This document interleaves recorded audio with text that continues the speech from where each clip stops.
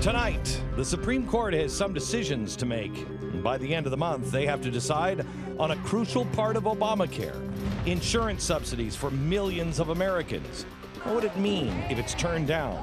Are there steps you would need to take to secure you and your family, or are you better off? Plus, a big decision on gay marriage. But should it really be their decision?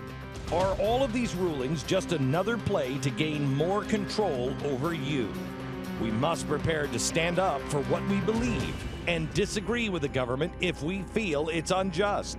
The very freedoms we came to America to have may be slowly slipping away. Will we just wait, or will we stand? That and more now on the Glenn Beck Program. Hello, America. Welcome to the Glenn Beck Program and TheBlaze. This is the network that you are building. I want to talk to you a little bit today about some really important things, but I want to, before we get into what's happening in the Supreme Court, let me just say this.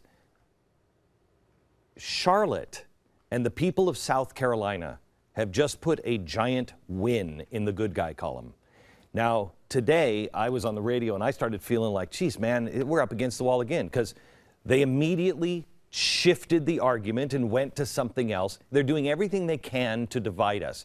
That's going to get worse and worse. As time goes on, we are going to feel more and more divided. We have to stick together and we have to recognize where we win. The good guys won last week. We won in Charlotte. Now let's stick together, because some big decisions are being made at the Supreme Court this week, and it could divide us strongly.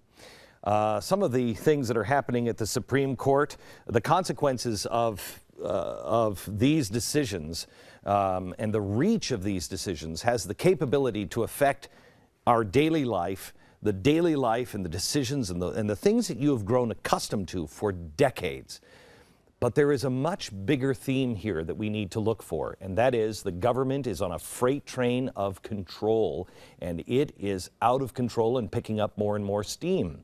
Just last week, in a sort of prequel to this week's trilogy, the Supreme Court took one of the most bold moves I've seen in quite some time. In a 6-3 vote, the Supreme Court of the United States struck down a congressional ruling that allowed Americans that were born in Jerusalem to list Israel as their country of birth. That box would have shown Israel on your passport, but now it's just Jerusalem, as if Jerusalem is just kind of like a city with no country at all. I think there are huge ramifications here. Besides the obvious insult to Israel, and I'll get into some of the political things here in a second, I have to say this right off the bat. I think we're going to pay for this one.